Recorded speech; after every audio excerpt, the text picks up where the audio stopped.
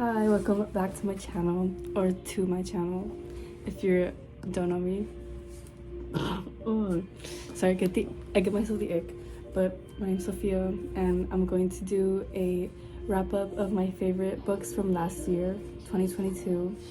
And yeah, I haven't posted in like 5-6 months because I was busy, but school just started today, and I have like a really easy load. So I literally have so much free time right now. So hopefully I can do more videos again because it's really fun talking to myself for some reason. But yeah, I have like 14 books like just on my bed behind me, and I'm just gonna grab them and show them. They're like mostly like my 5-star reads from last year, or just books that stood out to me in some way. And I'll save like my top 3 to the end, but the rest are not gonna have like any order. Okay, so the first one I'm just gonna pick whatever. So this is The Secret History by Donna Tartt. It's like really popular on like social media, but I just read this in December, and it wasn't a 5-star read for me. It was like 4.75, just because I didn't cry or anything, and I only give 5 stars to books I cried to. But I don't know, I just love the whole aesthetic of like dark academia and like a murder happening and being like sneaky around the campus. So this was a good read. It wasn't a 5-star, but I really enjoyed it. This also wasn't a 5-star read, but it's Things That Have Gotten Worse Since We Last Spoke by Eric La Roca. It's 3 short stories, and they're like horror, but I wouldn't say they're like horror like scary, more like horror like you feel like weird, like you feel disgruntled reading this. And I don't know, like that's why it wasn't a 5-star read, but I still think about it sometimes, and I'm like, ugh, like I can't believe like I read that. I did pick it up because of the cover, like that's so beautiful. So there's 3 short stories, but the first one was the one that was like the one that stands out to me. The rest were like kind of confusing, but the first one was really crazy, and just like the imagery in it was like I was eating when I was reading it, and I almost threw up. Like, I'm not even lying, because I was like, it was just gross. But that's why it stuck out with me, because it was like creepy and weird, which is cool. Like, I like when writing can do that. Yeah, that wasn't a good description, but it was just creepy. Next one, Daisy Jones and the Six by Taylor Jenkins Reid. And I read this one like really long time ago, like March. But I love anything. Okay, I've only read like 3 of her books, but I've liked all of them. And this one is like in an interview style. Yeah, it's like in an interview style, so you're not in like anyone's head. So that way that's why it was like cool to me, because I've never read anything in this format. And it's gonna be a series that comes out like this year, I think in like March or something. But yeah, I really enjoyed it, and it was fun to read. And this was a 5-star read for me, because I think it did make me cry.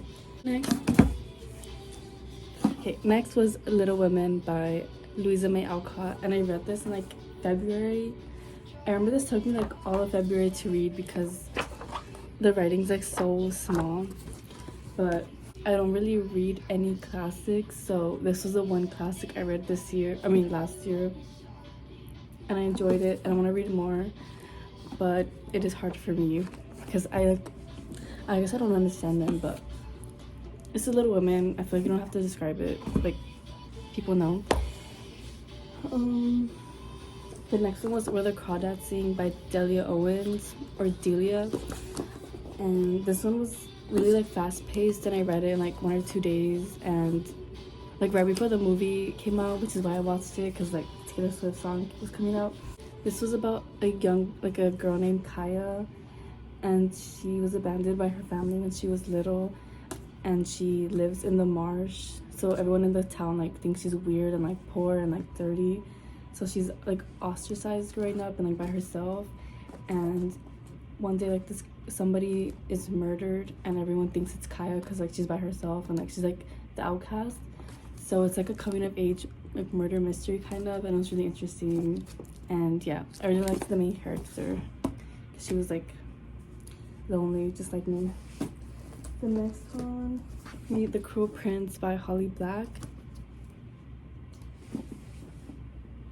I'm just realizing I didn't read a lot of fantasy. I think this was the only fantasy I read last year, which is crazy because that's like that used to be like my favorite genre, but it's like switching now. I don't even know what the genre I read is now. I just like, that's crazy. I just had a realization. But I did buy a lot of fantasy books. I already know like 3 fantasy series I'm planning on reading this year, hopefully, if I get to it. So yeah, anyways, this was an enemies to lovers fantasy book, and the main character, her name is Jude, and she is a human living in the fairy world, and her enemy is like the prince, one of the princes, and he's a fairy. So it's like she's a human and he's a fairy, and he hates her. That's like every romance book ever, but it was so good. And I finished the series in December, and I will say the series slowly gets like not as good. Like this was the best one, and the second book was good. Like the ending was really good, but then the third one I kind of didn't care anymore. So yeah, it was like an okay series, but I feel like the romance moments were worth it for me. The next one I would say is the Heartstopper series, just because it was like, this isn't my copy, this is Vivian's, but because I read mine online. But this series was really cute, and it like, you can read the series in like 2 days because it's a graphic novel, and it was just so cute. Like I love fluff instead of like spicy books. Like I feel like I can read spicy stuff, scenes and stuff like with a straight face, but when it comes to fluff, I'm like literally screaming and shouting and puking because it's just so cute. And I read this after the show, and I'm excited for season 2. So yes, it's one of my favorite reads of the year. So the next one is On Earth We're Briefly Gorgeous by Ocean Vuong. And honestly, I don't remember a lot that happened in this book. Like I feel like it was one of those books that I read and I'll recommend to everyone, and I'm like, this was a 5-star read. I cried so much, but then they're like, what's it about? I'm like, I don't remember. But it was really beautiful writing, and I would recommend it. That was, sorry for a bad explanation, but I recommend it. And the next one is Beautiful World, Where Are You by Sally Rooney.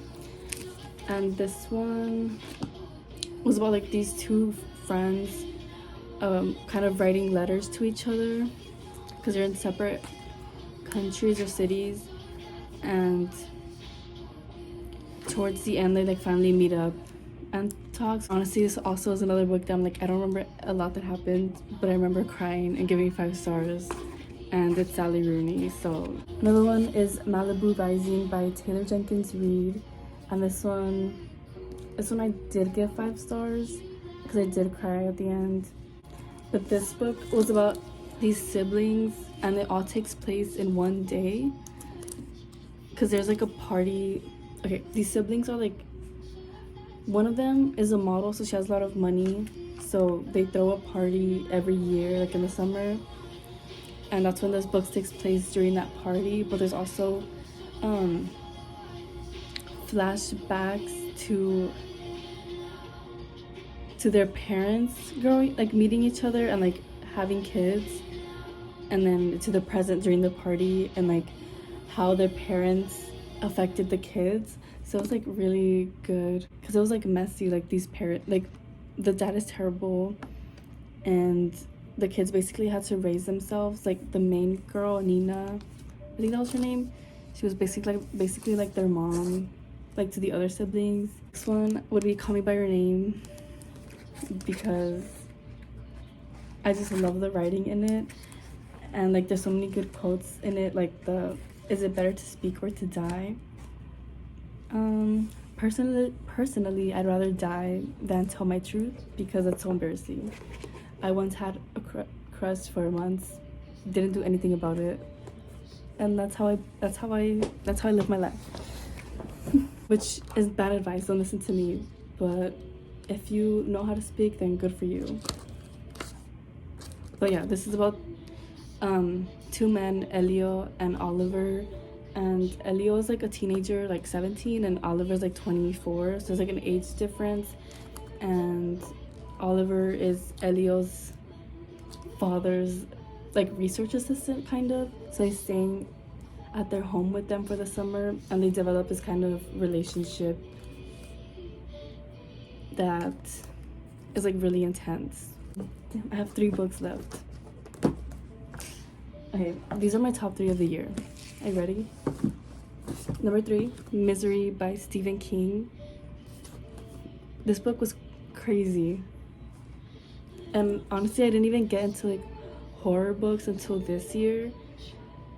But I don't even read a lot of horror books, but I started reading Stephen King. I sat on a bench just reading this because I was like, I have to know what happens next. And then the next thing I know, it's like 11 p.m. I'm outside. It's dark and I have to walk back to my apartment. And I was like, why did I do that? Like, I was so paranoid the whole way back. I was like turning every 5 seconds, being like, somebody's gonna follow me and like kill me, because this book's about the super fangirl kidnapping her favorite author and like keeping him in her basement, not in like her house, and torturing him to write a sequel to her book, to one of his books. So there's a lot of torture and graphic scenes that just stayed in my head like forever. I'm a stan of a lot of things, but I would not go that far. Like, this is stan culture to like the max. Like, it was just insane how obsessive this girl was, and like what she was willing to do for like to read a book. Like, girl, chill. It's not that serious. Like, be real. The next 2, I'm not gonna choose number 1 or number 2. These are both my babies of the year, probably of life. They changed me forever. Oh my god, you ready? Normal People and A Little Life. You know what this did to me? You know what these books did to me this past year? They altered my brain chemistry forever. They ruined me. They damaged me. They made me sob, and for that, they get 5 stars. For making me feel things. Like, you know, when, like, I don't know what it is. I guess because they helped me cry about my own problems. Maybe I have an issue. Look at this. Mental. I'll talk about Normal People first, because I've already talked about this book a million times in this channel. So, like, we don't need a lot more, but I read this 2 times last year. Look at this. There's, like, mascara, like, permanently stuck on this page. But it's about 2 people growing up, and like they're like kind of together in high school, not really. They're kind of like in a secret relationship. Their name's Marianne and Connell, and Connell's like the popular kid, but he's poor, and then Marianne's rich, but she's like bullied in school because she's smart, so people tease her. She's supposedly ugly, but in the TV adaptation, she's played by Daisy Edgar Jones. So you want me to believe she's ugly? No. But in high school, Connell kind of keeps Marianne as a secret, you know, because she's bullied.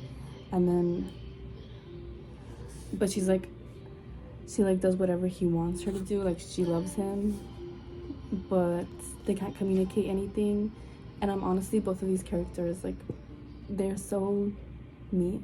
Because Connell can't communicate anything he wants. Like, if he wants something, he's not going to say. But Marianne, she will do anything for this person who doesn't care about her. Like, so true. And she always says she feels like cold, and like that's why nobody likes her. And I'm like, yeah. It starts from when they're in high school, and then all the way to college. It flashes back and forth from high school to college, but also just like different scenes of their life, and like when they're together versus not together, because they're always on and off, because they can't tell each other how they feel, which is so repetitive and annoying, but I love it because it's so real. But I will, if you read any of the books from my top ones this year, I mean last year, it's Normal People or A Little Life. Now I'm gonna get into A Little Life. Actually, I'll be back. Okay, so today I'm back. I went to don't worry where I went, actually, for the last book, A Little Life by Hanya Yanagihara. how do I even talk about this? How do I even... I'm actually about to reread this, like, I think starting tonight, because since the moment I've finished it, I've been wanting to reread it so bad, like, just to process it again, or just to process it for the first time, because I haven't even processed it ever. I just want to reread it. Like, I don't need to say why. Oh, also I got this stamp for Christmas. It just says from the library of, and then my name. I don't even know how to, okay, it's a group of like 4 friends, but the main character, his name's Jude, and like among his friends he's always been like the quiet one and very secretive, and his friends don't really know like anything about his like backstory and him growing up, because he just keeps it to himself. And they've always been like not concerned, but wondered about like why he doesn't speak about his past, but they never really ask him. At first it seems like it's gonna be about the 4 groups, but slowly it starts getting more into Jude, and like throughout the book it's him growing up. It starts with him in college, so him getting older and kind of processing or thinking back to his childhood, or the way he grew up and raised, and like as a child, like he went through so much, and like I'm not gonna say anything, but like he went through a lot, and as the book goes on you keep finding out like what happened to him when he was little, like why he's so secretive about his past, and you see how that affects him now and the relationships around him. It's like with his friends and even with like other people you meet later on, and it's just like so bad how he was treated, and that's how now he sees himself as like miserable. He sees himself as like a not a normal person, and like nobody, like he doesn't deserve anything. Like he thinks so badly of himself, even if all his friends see him as a wonderful person, like he's not gonna believe anything they say, and everything he does he second guesses it, and like anytime he wants to take a risk, like this author like just puts him through so much for no reason. Like anytime he tries something, like the world is like so mean to him. Like it's just so unfair. Like I don't know, like towards the end, like I had cried so much, and it's like it just keeps getting worse. At the end I couldn't cry anymore. Like I was just numb. Like it sounds so bad. At the end I was just like, I can't like cry anymore. Like I don't know what you can do to me anymore.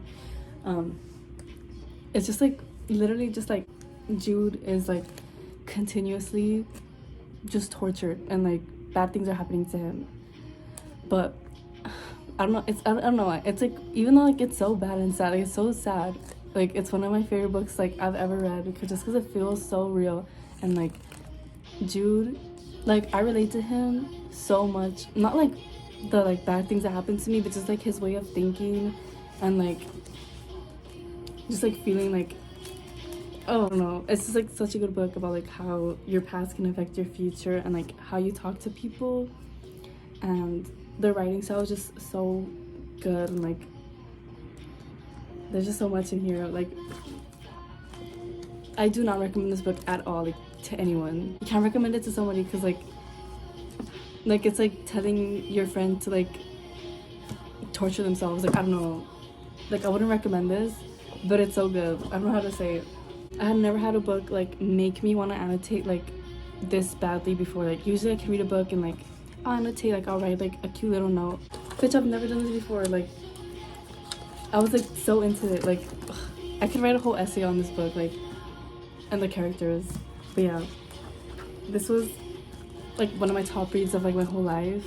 And then okay, I know I said these are both are like my top 2, but I feel like this is more of a top as in like a comfort read, and this is more as in like this changed me.